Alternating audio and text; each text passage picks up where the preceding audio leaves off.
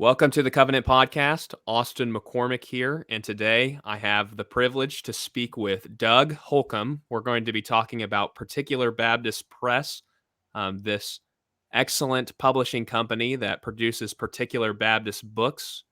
And so, welcome to the podcast, Brother Doug. Thank you. I'm very glad to be here, Austin. And Doug, you are a first-time interviewee to the Covenant Podcast. So before we begin our conversation on Particular Baptist Press, can you tell our audience a bit about yourself, your ministry, your conversion to Christ, or whatever else you'd like to share during this first part of our conversation? Be happy to. So I was not raised in a Christian home, but the Lord found me and saved me when I was 14. I came among the Baptists initially, actually accidentally, meaning by the providence of God, but I am a Baptist by biblical and conviction, historic conviction. By way of ministry, I'm involved in my home church, which is Sovereign Grace Baptist Church of Springfield, Missouri, which also happens to be home to Particular Baptist Press. So I'm a deacon, I lead the singing, and at present, I'm teaching the adult Sunday school class. For the press, I've been a board member for a number of years and currently bear the undeserved title of editor, which basically, in my case, means I do whatever I can to help move the mission of the press forward. Yeah, thank you for getting our conversation started by telling us a little bit about yourself. So let's begin to talk about the press. I think it's been a couple years ago now since you and I and your wife met in Fenton, Missouri at the Founders Midwest Conference. That's whenever I was first introduced to Particular Baptist Press. And I want our listeners to know about you all as well. So what is Particular Baptist Press? How long has Particular Baptist Press existed, and how did it begin? Okay, so back in 1995, Terry Wolliver, who had a lifelong love for Baptist history, wanted to make a man named Joseph Kinghorn more widely known. The pastor of our church, Gary Long, who also loved Baptist history, wanted to support him in that. So basically, the press came about by their mutual love for Baptist history and their desire to make Baptist history more known among Baptists and among others who observe Baptists. This is what our website, pbpress.org, says. Particular Baptist Press is a Missouri nonprofit organization established in 1995 for the purpose of reviving the doctrine and history of particular or regular Baptists of old, both British and American. The names and works of persons who were well known 100 or more years ago have been all but forgotten by today's Baptists. We have far too rich a heritage in the Baptist faith to let it fall by the wayside. So that's kind of the mission and the goal of the press. I guess a simple way to describe the goal would be we want to whet people's appetites for Baptist history. And we want to provide a vehicle in the books, which are quality, acid-free paper, hardbound, with the intent of them lasting a long time. And we work with college and university libraries to try to get these books into them so that in the future, these will be available for people to use in research and in learning. Yeah, you guys have premium books, premium Baptist products. I love the sets that I have. I'm a big fan of getting to put these in my hand. Many of our listeners are probably familiar with the Banner of Truth Trust and the quality of books that they have. And these books are just as excellent. These hardback books, they're wonderful to put in your hands and read. And I own multiple of the sets, the Noble Company set and the British Baptist biographies.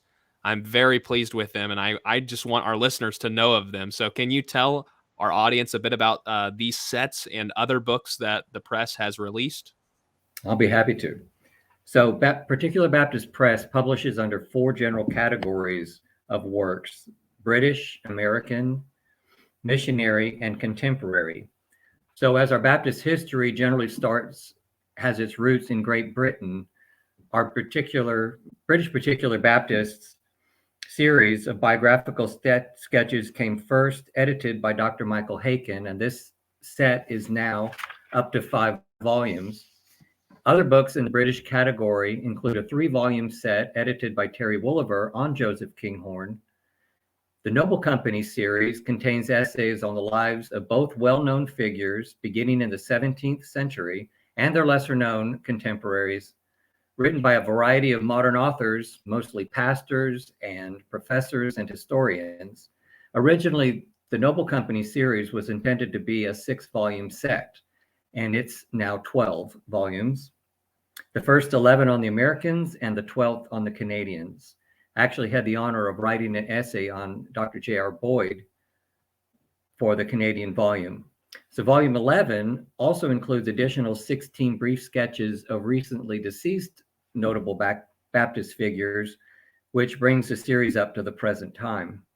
One of the things that these series and other books that the press has done are noted for is their very detailed and very comprehensive indexes of persons, of subjects, and of churches, which are a valuable help to students and historians, family researchers, and genealogists. Also under the category of the American, like the Noble Company, includes the ministers of the Philadelphia Baptist Association from 1707 to 1872, which includes sketches of over 900 pastors of that very important early American association. We have full biographies on men such as John Gano, Hezekiah Smith, Daniel and Abraham Marshall, and others. If you don't know who these men are, we can help with that. Under the missionary category, Particular Baptist Press produced 5 works on Isaac McCoy, missionary to the American Indians, and also the very popular The Three Mrs. Judsons, of the wives of the early Burma mission work that Adoniram Judson did. And then we have the Newport Commentary series, which includes reprinted works from John Gill on Genesis and John, 2 volumes by Samuel Iles Pierce on the Book of Psalms, William Parkinson's volume just on Deuteronomy 33, and Spurgeon's only commentary on the Book of Matthew, with the addition of previously unpublished letters to and from Mr. Spurgeon. And they were from Brother Gary Long's personal collection at the time. And for a complete list of the publications of Particular Baptist Press, listeners are certainly welcome to go to the pbpress.org website and can find the catalog of books as well as their contents. Yeah, we encourage our listeners to do so. This is a set that Baptists and non-Baptists alike should consider investing in. I pulled a number of these off of my shelf for various papers that I'm writing for Seminary, and so this is a valuable resource to have in your library for research, and not only research for devotional reading.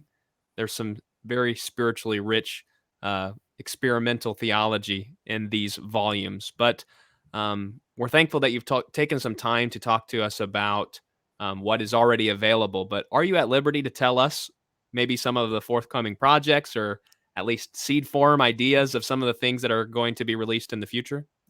Yes. We are coming out with God's Glory in Baptist History, which is a memorial volume for our late editor, Terry Wolliver, which is also being edited by Dr. Michael Haykin, which will contain biographical sketches. There'll be an article on Freemasonry, and then also an appendix of helps to Baptist history research using genealogy. This was developed by Terry Wolliver and was actually presented to Dr. Haykin's graduate students at Southern Seminary. So another useful resource. Also coming up is the history of Baptist churches in Ohio, which is the doctoral dissertation of Dr. Richard Klossman. And then finally, we're working on a series of biblically themed children's stories written by our late pastor and PBP president, Gary W. Long. Are there any works that are, again, maybe in seed form, that are planned for the long distance future? Any projects that we have coming up down the road that you know of or able to speak to? Yes, there's actually a number of them that are not official yet by the board, but we are working on the works of Abraham Booth. So those are in preparation as well. And there is a volume on something related to Booth from Particular Baptist Press, isn't there? Yes, I believe that's correct. Yep. So this is going to be a more extensive, and again, Dr. Haken is a driving force behind getting this underway. So that one has been approved. We just haven't started the detailed work on it yet. Well, our listeners, I know, are supportive of the work that Michael Haken is doing. We've had him on the podcast a number of times to talk about some particular Baptists, including Samuel Pierce and Dutton and various other topics like friendship. And so we're very thankful for him and your partnership with him and Particular Baptist Press. But we're curious to know further how our listeners can support Particular Baptist Press. Can you tell us a little bit about that? Absolutely. Here are 4 ways that the ministry of Particular Baptist Press can be supported. First one is buy books. They're not doing their intended goods sitting in inventory. So, and again, you can download the catalog of the books from pbpress.org. They're also sold on Amazon and Alibris. Secondly, there are Particular Baptist Press books that are currently out of print that someone may be interested in underwriting, perhaps as a memorial to a loved one. And you can contact the press at contactus@pbpress.org or call the press's phone number, which is the same as the church's phone, area code 417-883-0342. And they'll be happy to talk through options. Thirdly, open a standing order with the press as an individual. And then fourthly, encourage colleges and universities and seminaries that you have influence with to establish a standing order with the press. Very, very good and helpful for our listeners to know. I was interested to hear in our conversation earlier that you mentioned that you contributed a chapter to one of the volumes from the, was it the Noble Company set? I did, Yeah. yes. And so I would assume then that recovering Baptist history is something that is important in your mind. Would you tell our listeners why you think it is important to recover Particular Baptist history? Absolutely. Because it's also God's history. It's important for his honor and glory as we review how God has worked in the past through fallible men to accomplish his purposes. And it's also an encouragement to pray for him to continue to work in the future. It's also, history is important to know and to remember. It makes up a significant portion of the biblical narrative. History teaches, it encourages, and it warns. Particular Baptist history is our heritage, and it gives us a lens of truth by which we can evaluate our own day and time and avoid the pitfalls that our current day is prone to. Yeah, we want to encourage our listeners to go to pbpress.org and check out some of these volumes that we've been talking about. I know that this wasn't scripted exactly, but I'll at least say a little bit and then see if Doug wants to say anything else. During that conference that I met Doug and Patty at in 2019, Founders Midwest Conference, I only bought one book that day, and it was A Cluster of Campfire, or maybe I'm mispronouncing that. I think it's Camphor. Camphor, and yes, that work by Miss Spurgeon, Susanna Spurgeon, was very encouraging to my wife, especially as we went through some dark providences during that time. And as the Lord lifted us through those providences and the difficulties that we were going through, or that providence, we were able to pass this book on to another family that was going through some difficult circumstances. So I know that this wasn't scripted, but can you tell our listeners a little bit about this book before we begin to wrap up this conversation? That's exactly the purpose of that book. It's the purpose of it when Susanna Spurgeon wrote it. And this one is an unusually sized book. It's literally a pocket book, and it was written for the purpose of giving encouragement to Christians in difficult times. And that's why the press went ahead and reprinted it, and that's how the books are being used. And it is also a popular book because there's plenty of need, and it's a blessing and an encouraging book, encouraging believers to trust in the Lord. Amen. Well, Doug, I've really enjoyed our conversation this afternoon. Before we finish it, what final encouragements do you have related to Particular Baptist Press, or Particular Baptist history, or redemptive history, God's history, or Sovereign Grace Baptist Church? What final encouragements do you have for our conversation? That's a wide opening. Yeah. We live in a technological age, for good and not good. Pick up a book and read. Learn and know your history. Learn and know your forebears, what they did and what they endured for us. It's often said that if you are having a difficult time, look around, because you will often find others that are suffering as much or more. And good the Lord has been, and how good the Lord is, and how he continues to be.